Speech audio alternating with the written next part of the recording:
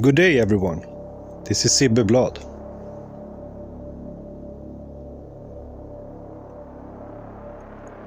Loss is a terrible feeling. It's a terrible feeling to miss something you could never have again. Someone you can never hold in your arms again, or pet, or take care of. Times, happy times that never comes again, that become distant memories, fading on the horizon. To have loss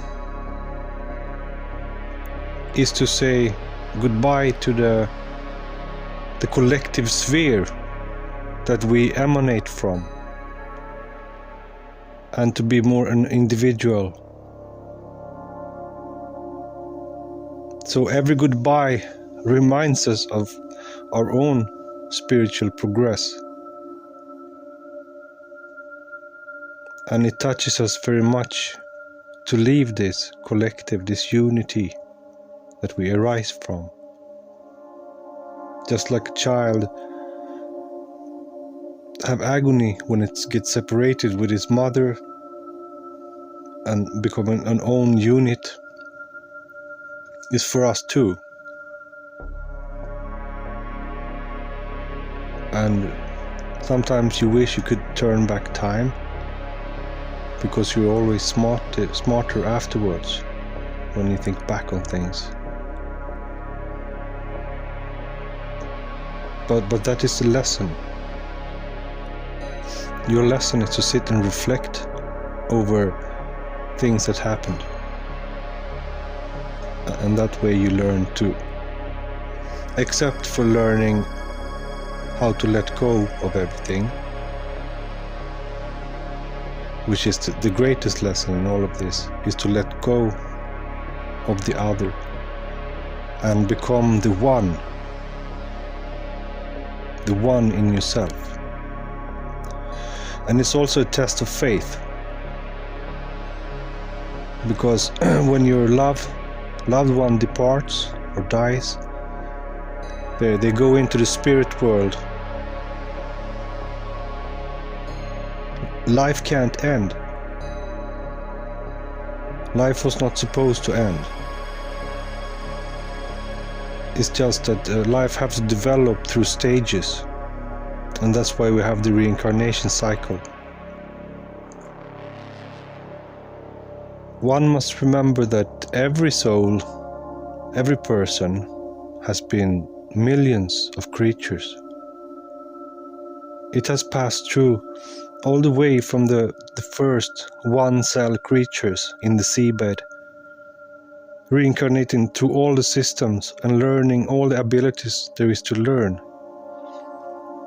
and instincts and reflexes, and picked it up and integrated that in their spirit, in their soul.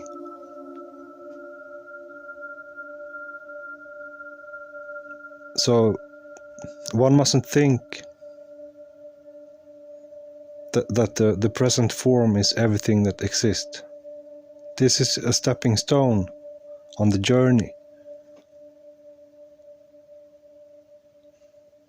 And losses, that is, I remember I saw a movie about whales, and it made me cry so much, because the mother whale takes the small whale when it's born and travel all around the world together.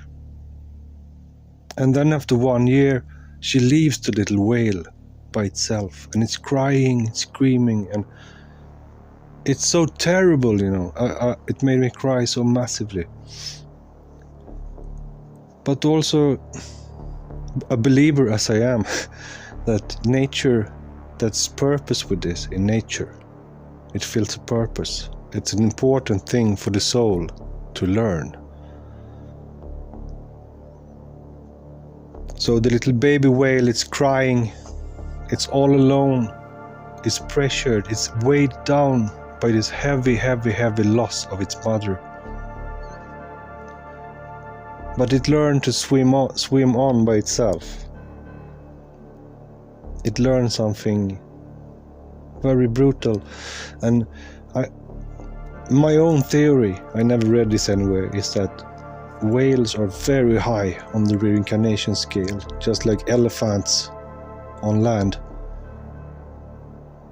This is a massive lesson that is learned, and that soul will be so powerful after this, and becoming more ready to be one with the oneness of himself and that connection with the universe. So I think that's a transition from world to heaven. But nothing weighs us down as loss. If it's lost love, or we mourn a lost close one that's passed away, this is like the most terrible that can happen. It's even easier if ourselves get afflicted than those we love. Because those we love, they are a part of us. They are integrated in us, in our love, because love is the eternal character, the eternal nature. So they are integrated in us.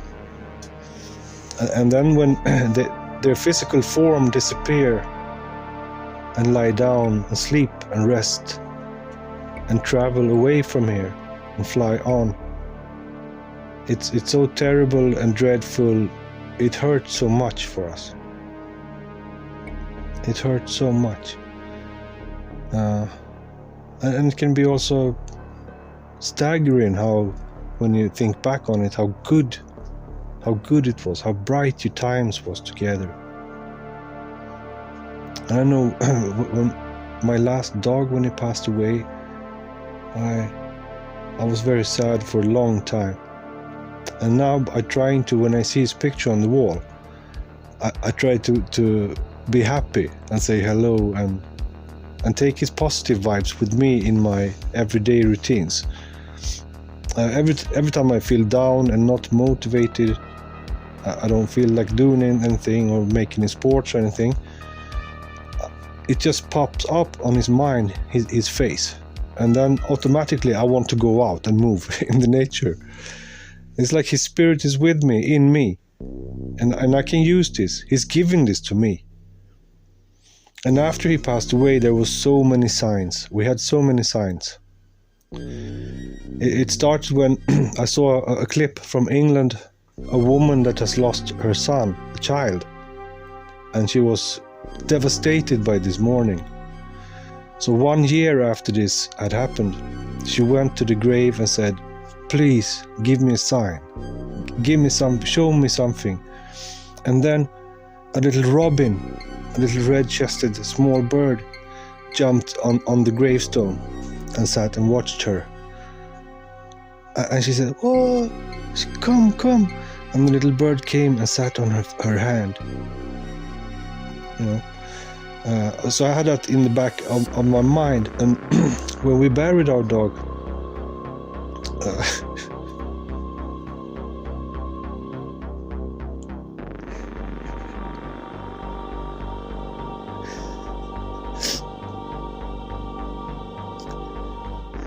I'm sorry.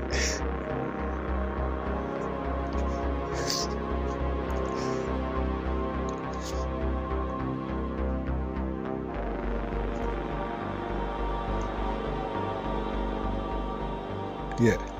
Anyways, when we buried our dog, this little bird, this robin bird, it sat on the grave and watched us. And we couldn't believe it.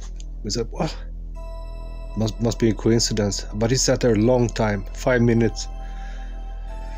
And we stood inside watching through the window. And the little creature, he jumped forward and really stood beside the window and looked at us to show us that I'm showing you a sign here from nature. This is a sign from the spirit world. This is a greeting from the dead. That everything is cool, everything is okay. And of course, knowing that everything is okay, it doesn't take away the sadness. Sadness is a process. And I watched this a lot when my father passed away. I studied my own process in the morning, and what you go through, what kind of things you go through. And it made me cry every morning. Every morning I cried for a couple of months, and it was reduced to crying maybe one time a day, and then eventually it started to be less crying, until the crying felt like it was overdue. It was not necessary, and then you just drop it, and then it kind of, maybe it never finish the morning process, but it's over for the feelings, for your nervous system and your brain that time, and it cools down, and then brighter memories start to appear. And eventually, when you went through all this process, only light, only happiness will appear when you think about your departed one. But I feel like when people disappear, when animals disappear that you love a lot, something disappears in you that never comes back. You change for good, you change forever every time this happens, and you will never be the same person after that. No way, you are changed, you're another person. And it's good to accept that too, that change, that it will always change. And the way I believe in the higher is that that's a place of eternity. And eternity must be built of everlasting development, something that is always changing into something new. And that is the normal status quo in that stage. Yeah, that's very lofty. Mourning is a individual process. Some try to shuffle it in their backpack, but then it pops up later in uglier ways. Me, I'm an intensive mourner. As you heard, I just shed some tears. I'm very intensive. My emotions are intensive and violent. They take over me completely for long periods of time, and that's my separation anxiety is very big. I don't know why. I've never been to a psychologist.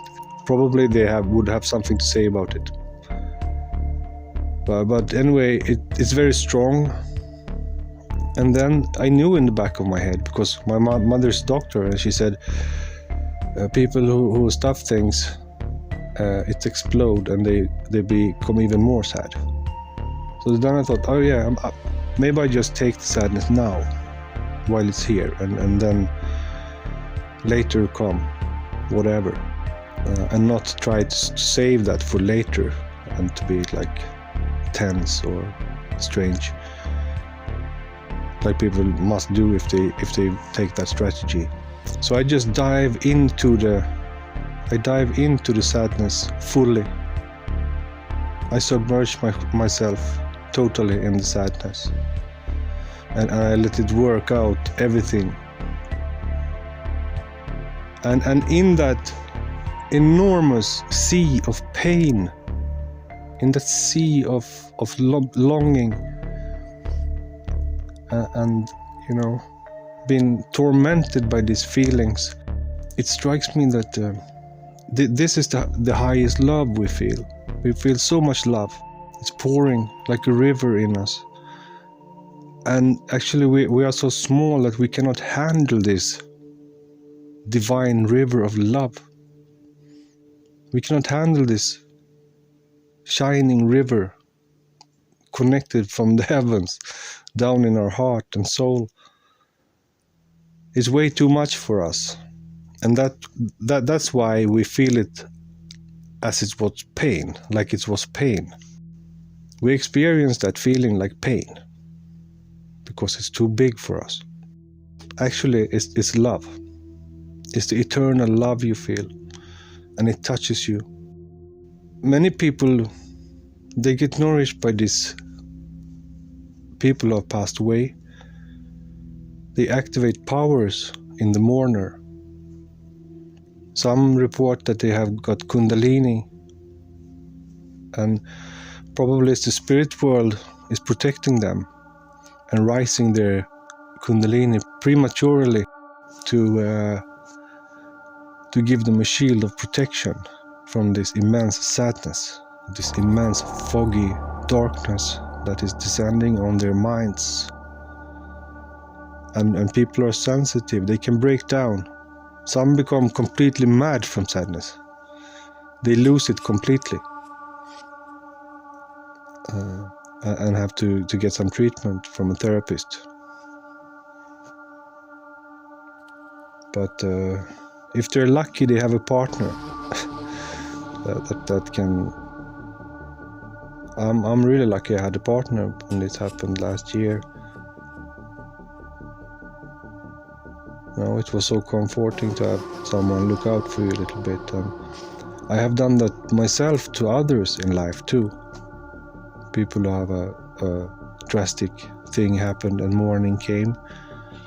I just have taken care of them because I know the feeling. I know how it feels. So that's why I took care of people. It's not because I'm a stupid, backwards, small mind. It's because I know how it feels, and I know what it takes when you're down there. That's why I help people. That's why I was there, just making food for them, letting them sleep, whatever they needed. And I try to treat myself that way, but it helps to have a partner. It helps to have someone there for you. It helps to have a warm hand consolidating you, coming and caressing you and making you feel safe and cool down. It's way much better than medicines or whatever. Human touch, human energy. That we need that when we mourn. The worst thing that can happen is that it comes people who are don't have a delicate psychology. People who say, "Come on, let's do something," or "Stop being like that," or "Stop thinking like that," or "You can't," or tell you how to feel or think in that moment. Can be very frustrating and irritating. Because it's such sensitive, very sensitive matter, how we feel inside. That's one of the moments when people can bust out and get crazy and get angry. When you're touching them inside, when you're scratching them inside with your bullshit, it can be a massive reaction. It can be a fight. So one must be careful with people who are suffering. Be careful with them. Just support them, just be there. Give them a cup of tea. You give them a pat on the back. Tell them it's gonna be alright. Don't demand what they're gonna think or do, or it will make things worse. You will increase the pressure on them. Just ease it up. Let them take their time. Everybody have different times. I heard one theory that said that you only have 5 major mournings in life, 5 major sorrows, and then that energy is not going to be able to touch you as much. Obviously you have evolved then. You have filled one of the very important lessons with human life, is to accept loss. and to embrace that with love, embrace that big love that comes from mourning. This is extremely important for the soul.